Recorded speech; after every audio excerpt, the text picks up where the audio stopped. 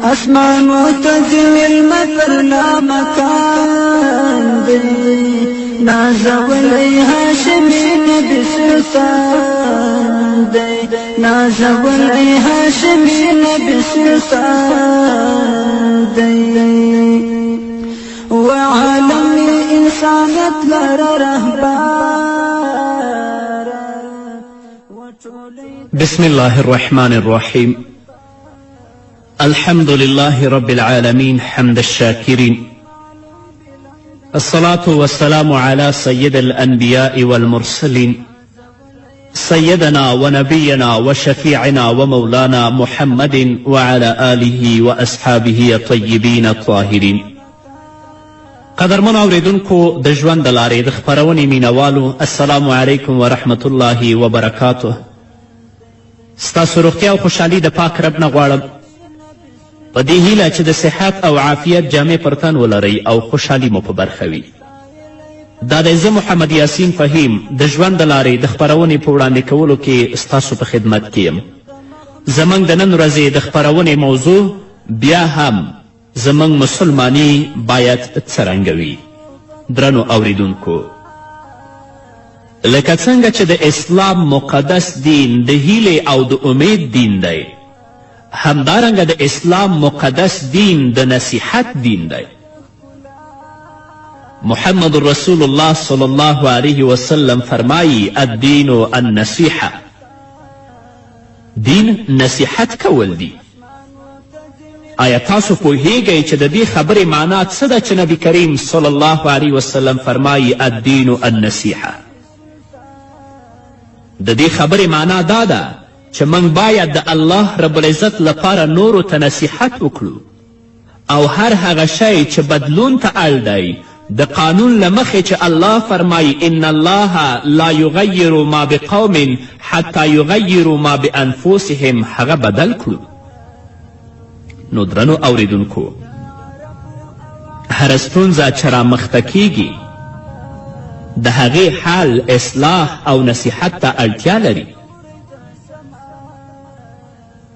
ځکه د اسلام مقدس دین د نصیحت دین دی. او بس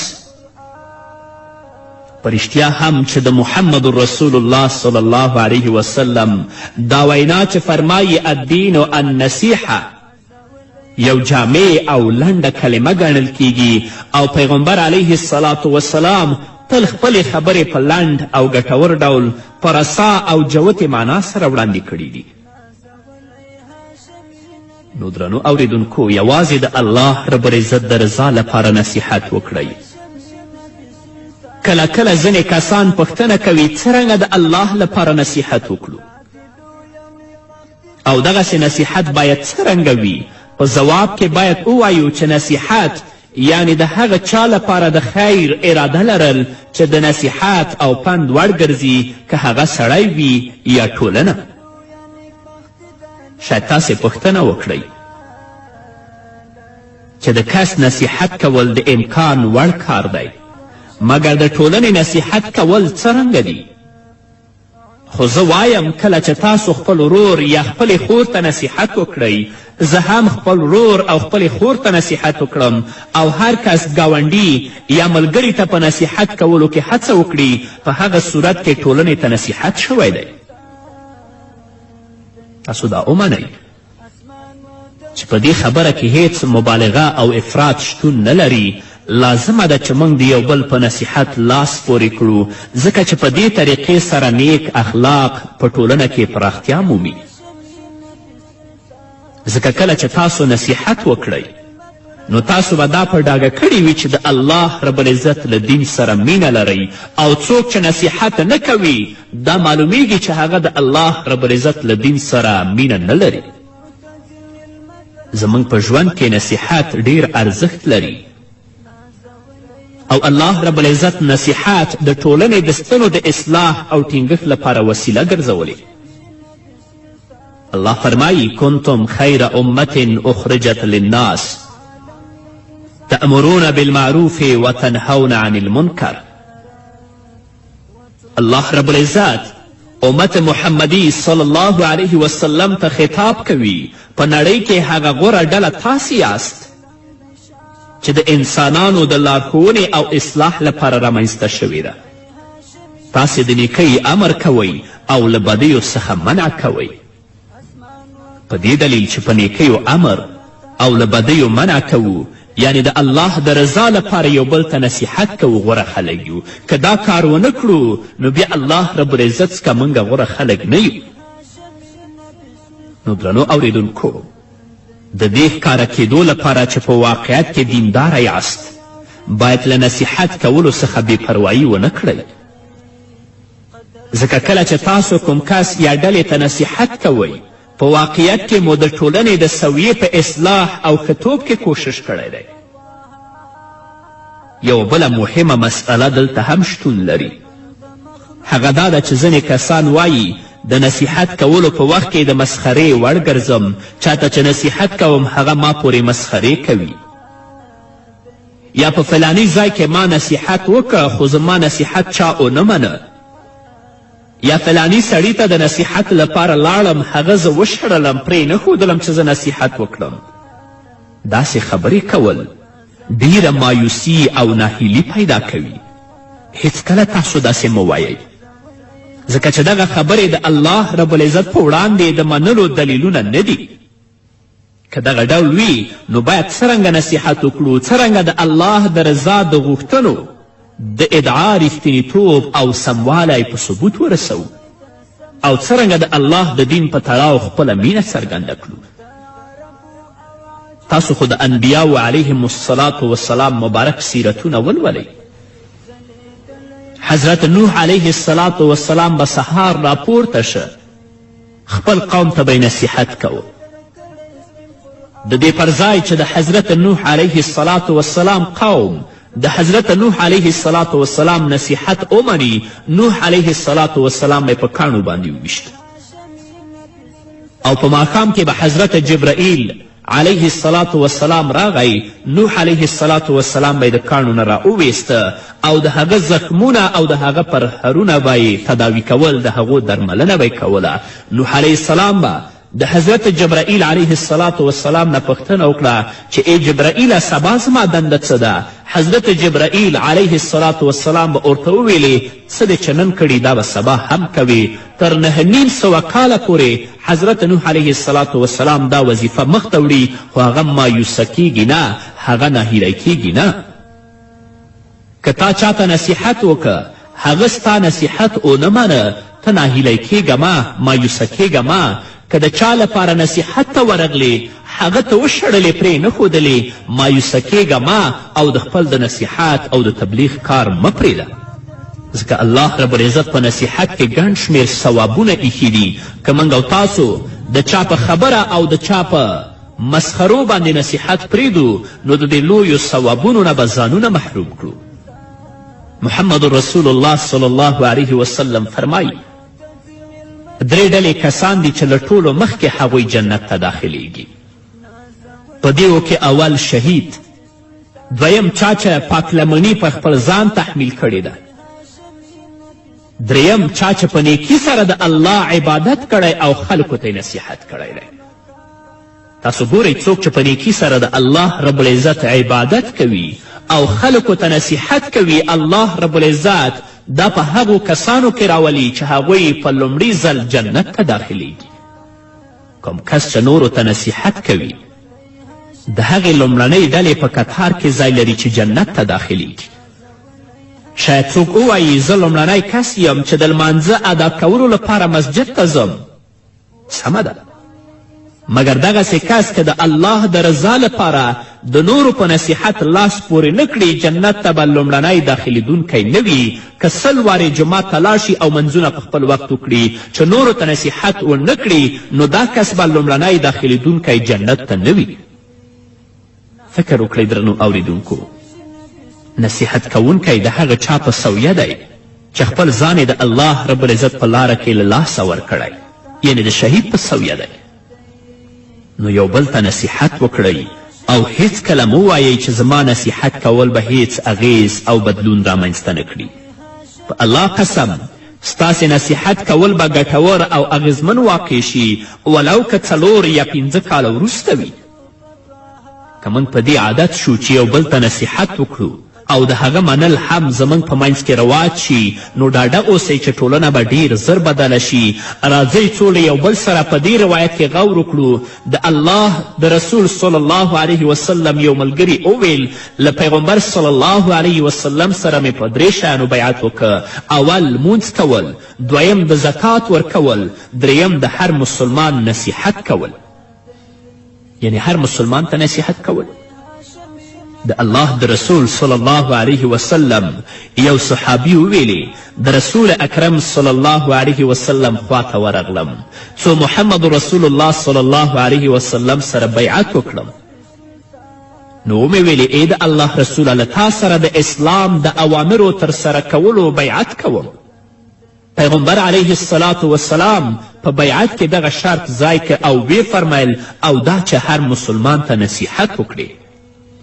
ته خو ما سره د اسلام د مقدس دین د اوامرو د ترسره کولو باندې بیعت کوي خو د دې ترڅنګ به هر مسلمان ته نصیحت هم کوي.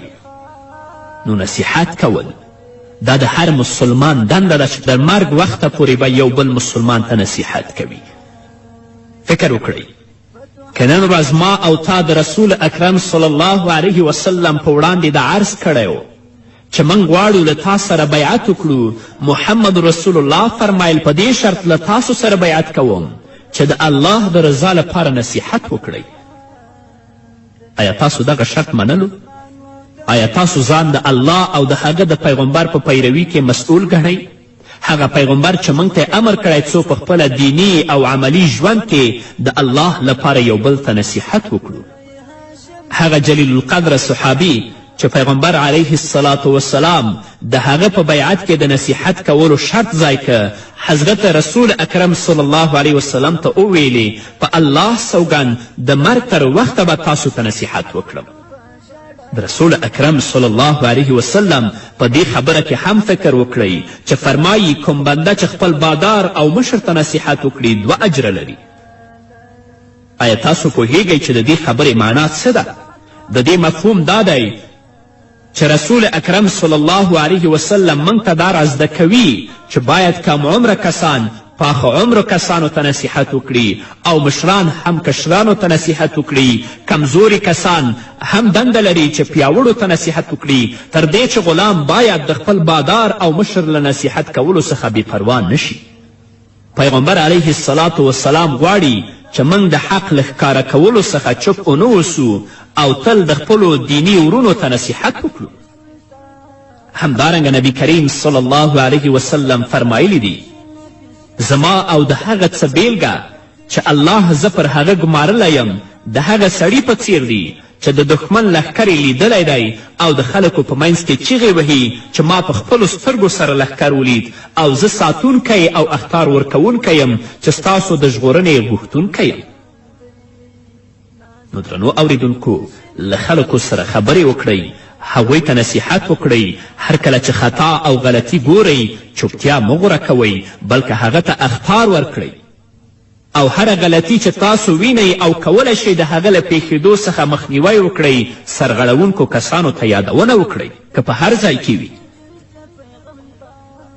خپل ګاونډي، خپل قوم او د خپلې کورنۍ کسانو ته په نرمي، باخبري او حکمت سره نصیحت وکړئ څو د ټولنې په وګړو کې بدلون رامنځته شي، ځکه چې په ګډو وډو حالاتو کې د بدلون او وختون رامنځته کول زموږ شرعي دنده ده. نو الله رب العزت دې موږ او تاسو ټولو ته توفیق راکړي چې د الله رب العزت د دین لپاره لکه څنګه چې دین نصیحت دی نورو ته نصیحت وکړو او په دې لاره کې د الله رب العزت موږ او تاسو ته اخلاص را په برخه کړي.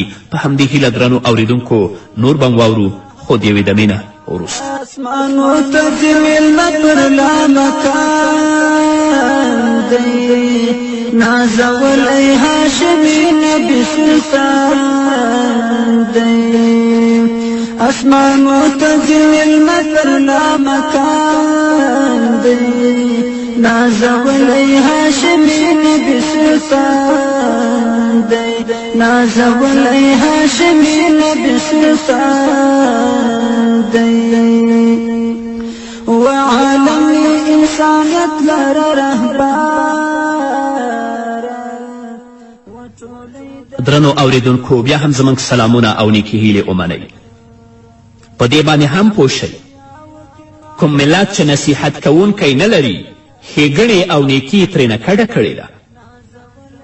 امیر المؤمنین سیدنا عمر بن خطاب رضی الله تعالی عنه ویلی دي په کوم ملت کې چې نصیحت کوونکی شتون ونه لري د هغوی په منځ کې خیر او نیکي نشته، او کوم امت چې نصیحت ونه مني د خیر په لاره نه دي. امیر المؤمنین سیدنا عمر فاروق پر منبر ولاړ و او ویلی الله رب العزت دې هغه څوک د خپلې مهرباني وړ وګرځوي چې ما ته خپل عیبونه راښیي. نو درنو اوریدونکو زه له تاسو څخه غوښتنه لرم که نصیحت هر ډول یا له هره اړخه چې وي او د هر چا لخوا چې وي ویې منئ. آیا په واقعیت کې کولی شئ دغه ډول عمل وکړئ؟ که څوک تاسو ته ستاسو عیبونه در وښیي او تاسو ته نصیحت وکړي چې له هغو څخه لرې اوسه، آیا کولی شئ د هغه خبره ومنئ او هغه عیبونه له ځانه لرې کړئ؟ یا دا چې تاسو ته د خپل عیبونه در په ګوته کوي هغه سره جګړه کوئ او هغه ته شکنځلې کوئ؟ نه، د هغه خبره ومنئ او د خپلو د عیبونو په لرې کولو کې هڅانده اوسئ چې عیبونه لرې کړئ. که تاسو د خلکو نصیحت ومنه په ډاډ سره به نور هم ستاسو نصیحت ومني. نو نبی کریم صلی الله علیه وسلم فرمایي الدین النصیحه. د نبی کریم صلی الله علیه وسلم نه پوښتنه کیږي د چا لپاره؟ رسول الله صلی الله علیه وسلم وایي د الله او د هغه د پیغمبر د الله د کتاب د مسلمانانو د رهبرانو او ټولو مسلمانانو لپاره دین نصیحت دی. څرنګه د الله لپاره نصیحت وکړو؟ د الله لپاره نصیحت دا دی چې نورو ته د الله په حکمونو د هغه په درناوي د هغه د امرونو په عملي کولو د بدیو په پرېښودو د حدودو په اجرا کولو د الله په اطاعت او د هغه د دین په ملاتړ نصیحت وکړو. دا د الله رب العزت لپاره د نصیحت معنا ده. ګورئ چې څرنګه د الدین النصیحه مفهوم موږ ته روښانه شو. ښکاره شو چې ټول دین د مسلمانانو لپاره په یقین سره نصیحت کول او خیر غوښتنه ده. د الله د رسول صلی الله علیه وسلم لپاره نصیحت دا دی چې موږ او تاسو د نبی کریم صلی الله علیه وسلم سره محبت ولرو، هغه ته درناوی او ادب وساتو او د هغه له دین سره د هغه له مړینې وروسته مرسته وکړو. د الله رب العزت د کتاب لپاره هم نصیحت کول دا دی چې د هغه کلمې او آیتونه نورو ته نصیحت کړو او هغه خلکو ته ولولو، خپله د هغه په اوامرو او منهیاتو پابند اوسو او نور هم پر هغه باندې عمل ته راوبلو.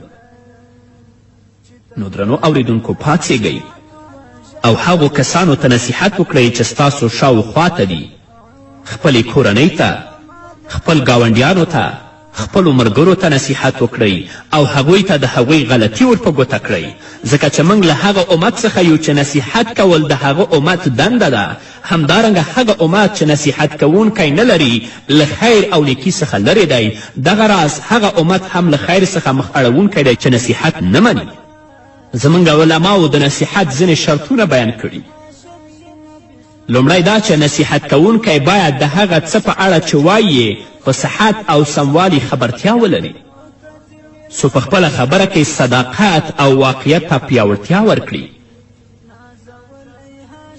دویم لازمه ده چې نصیحت کوونکی په خپل پاک نیت کې اخلاص ولري او ځان هیڅکله له نورو څخه غوره ونه ګڼي. دریم باید مهربانی او نرمی سره نورو ته نصیحت وکړي. یو فقیه امیر المؤمنین هارون رشید ته ورغی څو هغه ته نصیحت وکړي، مګر دې فقیه له هارون رشید سره په ډیر توند ډول خبرې وکړي، ډیرې تیزې خبرې وکړي او له هغه سره په خبرو کې په څرګنده اوامر او نواهي بیان کړل. هغه نومیالي واکمن هغه ته وویلې ای وروره، آیا ته له موسی څخه غوره؟ هغه فقیه ورته وویلې نه. هارون رشید ورته وویلې آیا زه له فرعون څخه ډیر بد یم؟ هغه فقیه ورته وویلې هیڅکله نه.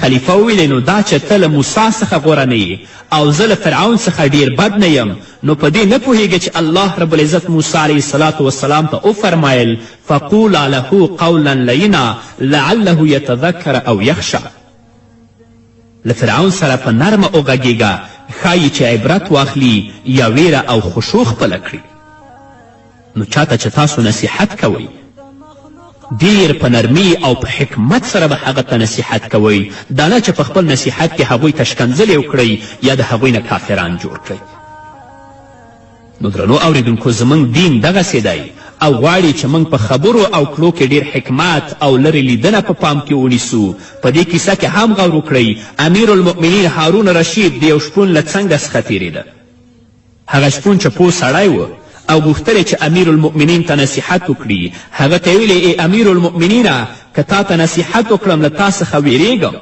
که تا ته نصیحت ونه کړم پر تا د الله له قهر څخه ویریږم او دا چې له تا سره مینه لرم نو زما ویره پر تا له تا څخه له ویرې زیاته ده له دې مخې تا ته نصیحت کوم نو بیا هغه شپون هارون رشید ته نصیحت وکړه نو درنو اوریدونکو د اسلام مقدس دین د نصیحت دین دی او د هر مسلمان دا دنده ده چې بل مسلمان ورور ته نصیحت وکړي خپل ګاونډي ته نصیحت وکړي خپلو دوستانو ته نصیحت وکړي پر لاره چې روان وي د الله دین د الله بندگانو ته ورسوي تر څو چې زموږ او ستاسو په ټولنه کې الله رب العزت خیر او برکت ته ځای ورکړي په همدې هیله نو درنو اوریدونکو دا وه زموږ د دې موضوع آخرنۍ خپرونه چې ستاسو درانه حضور ته وړاندې شوه په دې هیله چې تاسو په غور سره اوریدلی وي او په خپل ژوند کې مو هغه عملي کړي وي او ما هم د خپلو دعاګانو نه هیر نه کړئ په همدې هیله نو دا وه زموږ د نن ورځې خپرونه چې ستاسو درانه حضور ته وړاندې شوه